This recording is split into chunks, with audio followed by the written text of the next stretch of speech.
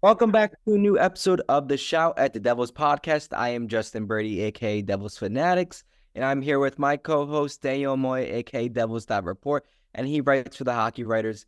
And these last two games for the Devils has been as bad as it can get, really, for a hockey team. It's been brutal. 14 goals given up between just two games. The Devils lost in overtime Saturday night to the Capitals by a score of 6-5. And then last night, they lost to the Tampa Bay Lightning 8-5. Really poor defensive performance. Daniel, give me your thoughts. I mean, Brendan Dillon said it himself yesterday. If you score 5 goals in a game in the National Hockey League, you should win. And it's just because there were so many good signs in the beginning, and it just felt like a repeat of last season. Like these two games happened, it feels like 40 times last season. And obviously, if you're a Devils fan, you have to be frustrated right now because it was same thing, not getting goaltending, defensive breakdowns. It was just a big mess, and Sheldon Keefe was irate to say the least. I mean, he was extremely short with the media. He was pissed off, and rightfully so. He expects better of them. We the Devils for some reason just can't win at home.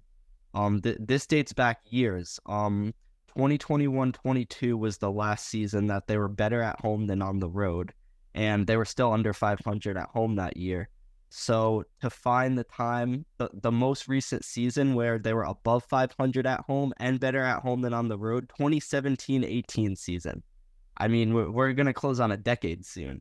That simply should not be. Sheldon Keefe said he really isn't sure why, and he's still trying to figure that out. So it is a work in progress, but it really just doesn't make sense. Most teams perform better at home. Last season, there were only 3 teams in the National Hockey League who had fewer wins at home than the New Jersey Devils. So that has to change for some reason. The Devils' numbers dating back for a while are always seem to be better on the road, and that's even seemed to be the case this season so far. They've only won 1 of 4 home contests, and that's simply not good enough for a team that wants to contend. So, Yeah, building on what you said, the Devils' record at home from last season and then the small sample size this season so far is a combined 19, 21, and 6. So basically 19 wins, 27 losses. Really bad there. The Devils' defense, I'm not going to put the blame mainly on Jake Allen. Yes, he was not good yesterday. He had that really unlucky bounce that the Lightning scored from the other blue line, their own blue line, which was just that really summed up the whole night there, really. So I'm not going to put the blame on the goaltenders solely. They didn't play good, Markstrom and Allen, over these last two games, but they got no help from the defense. We were raving about the Devils' defense for the first 5, 6, 7 games, and it looks like 2023, 2024 season all over again. To copy and paste, as you said, Daniel. It's really bad. If anything, these last two games have looked worse than the last season. It's been pretty bad. Just so out of position, missing assignments. I don't want to use the word lazy. I don't use it very lightly, but they look lazy out there. They over these last two games, I think there's been a lack of effort. I saw in one scenario, we love Paul Cotter. We talk about him a lot on this podcast, a lot of good things about him. But one play I saw from him, he was on a one-on-one battle, Lightning player trying to drive to the net, and he got beat so easily. He looked like he wasn't even trying, and then the Lightning capitalized on a rebound for a goal, and that put them up, like 6-2 at that point? I don't even know. I lost track, but I did see some lack of effort. I don't know for yesterday's game. The Devils are up 2-1, and Jesper Bratt got destroyed behind the net by, I think it was Cernak. Cernak, right? oh, Chernak. Yeah, Cernak. Behind the net. And I don't know if that was like a whole momentum booster for Tampa Bay. I really don't know. But after that hit, Tampa Bay was just unstoppable. It looked like 5 goals in that second period. Arguably one of the worst period of Devils hockey we have seen in quite a long time. So yeah, the defense really needs to be stronger on pucks. That physicality, I need to see it more over these next few games coming up. Just really poor and really disappointing to see. So I'm looking to see how they're going to respond these next two games. They have a back-to-back against Detroit on the road, and then against the Islanders at home. I really would like to see a big response here. Daniel, through 9 games so far this season, who would you say is who do you think is the best player on the Devils through 9 games and the worst player on the Devils through 9 games? Not just based on like, oh yeah, Jack Hughes is the best player just because he's Jack Hughes. Like based on their play and their role, who's been their best and worst player? Okay, so before I even answer that, I just want to backtrack a bit. Okay. I know you mentioned the Brat hit. A lot of people have been talking about that, and I think that's something I entirely disagree with for the reason that there was really no reason for the Devils to retaliate in that moment because they were up 2-1. You don't want to give them a power play. The Devils have shown that they can't, like, they won't be messed with if you have to, with guys like Brendan Dillon brought in. And Dillon did challenge someone to a fight, and they declined. So it's like, what are you going to do? You're not just going to give them a power play in a 2-1 game. I think the momentum shift was when Jake Allen lets in the goal on Victor Hedman to make it 2-2, which he certainly wanted back. And we know what poor goaltending does to a team. We saw that with the Devils last season, and then it unraveled from there. So I think that's more of a reason. Anyway, getting to best player, I think I got to go Nico Hischier. Even in games where the Devils struggle, it seems like Hischier's always the one who steps up and just plays great hockey. I'm pretty sure at this moment he's number 1 in the entire NHL in terms of expected goals. So you can make the argument that he has literally been the best forward in the National Hockey League. And he does it all so quietly. He's so good defensively.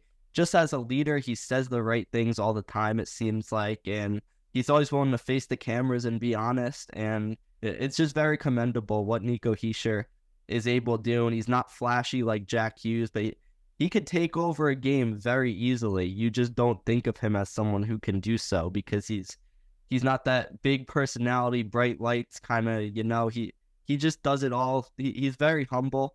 And there's nothing wrong with not being. If you're a star, you're a star. You can act however you want. It's 2024.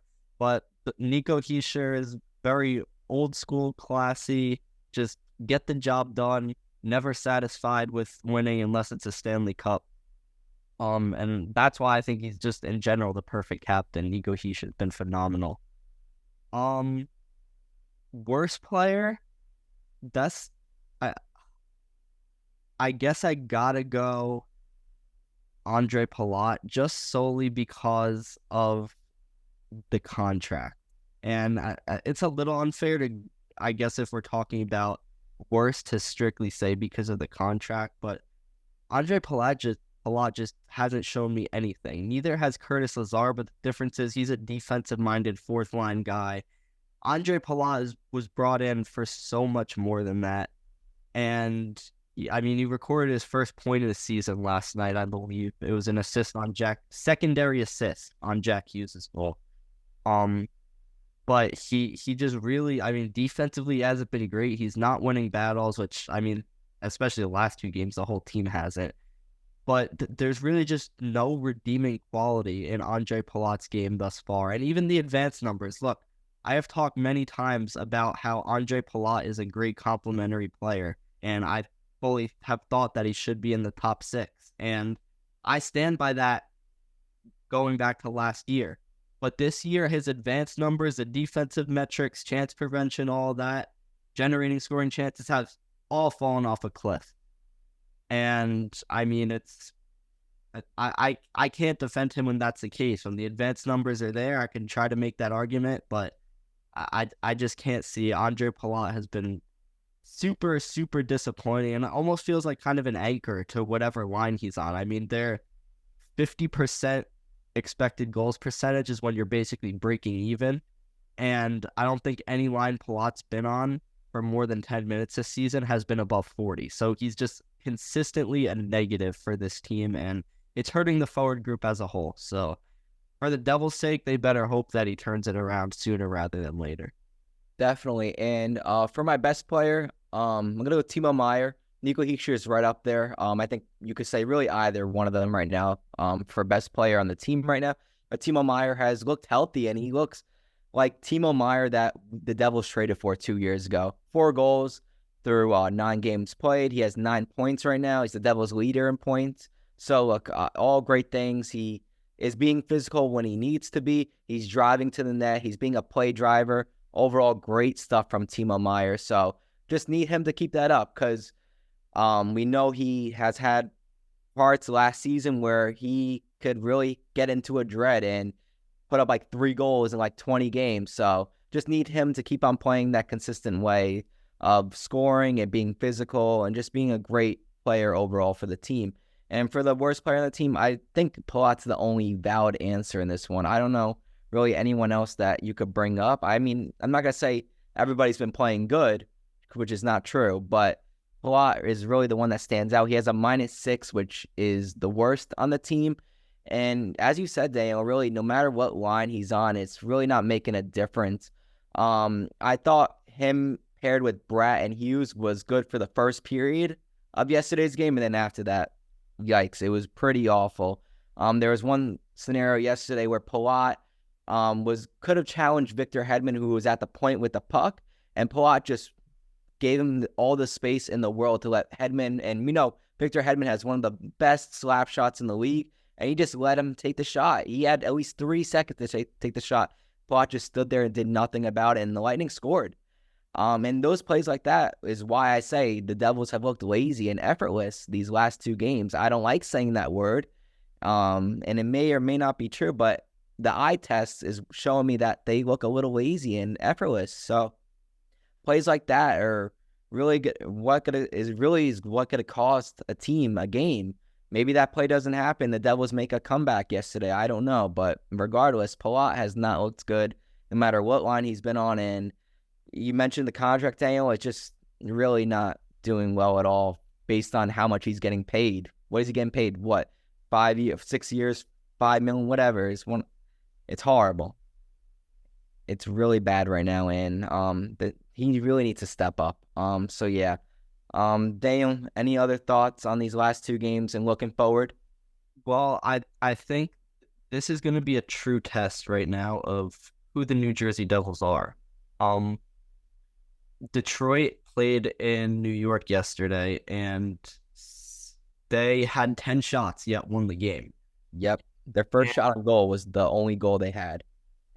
And, like, I saw the comments on Detroit's win graphic on Twitter. Like, they were getting destroyed. I've never seen a fan base so angry that a team won before. Because they played, frankly, horrible hockey, and they were extremely lucky to get out of New York with a win. So that's going to be 2 teams in Detroit, a place that the Devils got pummeled last season, by the way, that are in desperate need for a win after an abysmal showing. And this is a test to see, like, can this Devils team bounce back? What are they made out of? Granted, they're on the road, so they probably have a better shot than when they're at home. But you can't let it spiral. They cannot let it slip. They started off well, and they have the standings cushion. They're still above 500. Those 2 wins in Prague were huge. They were able to scrape. Like, it's not like they've been, like, terrible, completely horrible. It's just they've started the last 2 games to revert back to their old ways, so they can switch that. Last season they didn't. Let's see the story of the 24-25 season. I think we're going to be shown a lot because you know what they say? They normally say you have an idea of what a team's like by American Thanksgiving. We're getting there pretty soon. I mean, it's basically a month away, so these next 4 weeks are going to kind of give us an idea, most likely, of how this season's going to go. Yeah, no, they definitely don't want to fold under pressure here. 5-3-1 is a good place to be. It just doesn't feel like that based off these last 2 games, believe it or not. Like, any team usually would be happy. Oh, yeah, we're 5-3-1, but not the Devils because these last 2 games have been abysmal. But what I'm looking forward to is, can they get out of these bad habits that they had last season? The home record last season, horrible. They really need to start winning more games at home, and they play such a more simpler game on the road. I just don't know why they can't do that at home. It just doesn't make sense. Maybe they try to be more flashy, try to make some more cute passes at home. And it's frustrating. Their defense has usually been more significantly worse at home compared to the road. So they really need to improve on that aspect. I'd like to see them win on a back-to-back, a true back-to-back. I know they won the back-to-back against Buffalo, but that's in the same... that's against the Sabres in the same arena. And I don't know. But I really need to see them win on a true back-to-back, going to Detroit, then come back home against the Islanders. If you won both of those games, you have me back on board with this team, thinking that they could be a good team coming up this season. And one other thing is, this team has to get on a win streak at one point. They have not been able to surpass a win streak of more than 3 games in the last 2 years now. And at some point in a season, all playoff teams get on a win streak of 5 games or more, usually for the most part. And the Devils are going to have to get to that at some point if they want to make the playoffs. It can't be win-loss, win-loss, loss-loss, win-win. It can't be like that.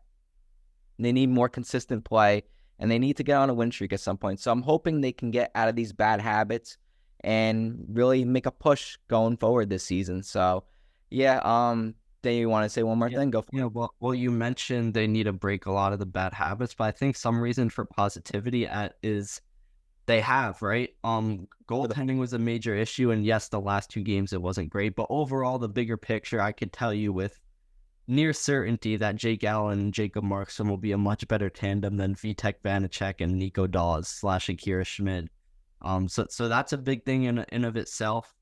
And the first goal, we know how many times the Devils were getting off to a poor start last season. It was changing the entire dynamic of their season, giving up the first goal every game. Well, they've completely squashed that so far. They've scored the first goal 6 out of 9 games. And I mean, you can't really ask for better than that. That's an elite number. So that they completely flipped that around, which is also huge. And they're also healthy, which is a big thing as well. So with that, if that's all staying the same, if they're getting the good goaltending, they're scoring the first goal, they're able to stay healthy, with the personnel they have, I think we can say they're talented enough to figure it out. But weirder things have happened in sports. So like I said, big stretch coming up, and they got to figure it out sooner rather than later so it doesn't become a repeat of last season. Because you could tell the frustration in the players' voices last night. Like it's almost like deja vu in a sense. That's the sense that I got. Because last season, just after that wonderful 22-23 season, no one wants to go through what they went through last season. Yeah, no, definitely. And with scoring the first goal, they need to be able to add on to that in games. They can't let the other team score the next goal because that ruins all their momentum. Yeah, is that going to be the new stat? The Devils have given up the second goal of the game how many times? I know they've done that a lot this season.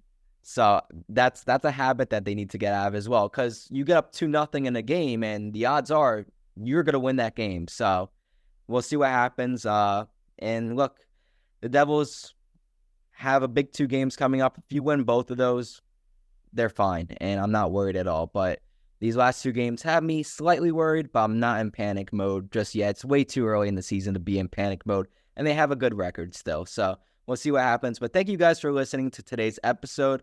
Appreciate all your support as always. Comment any thoughts you have about the team at the moment. If you have any anything that is annoying you right now, anything that you're positive about, let us know in the comments. We'll get back to you. And peace out.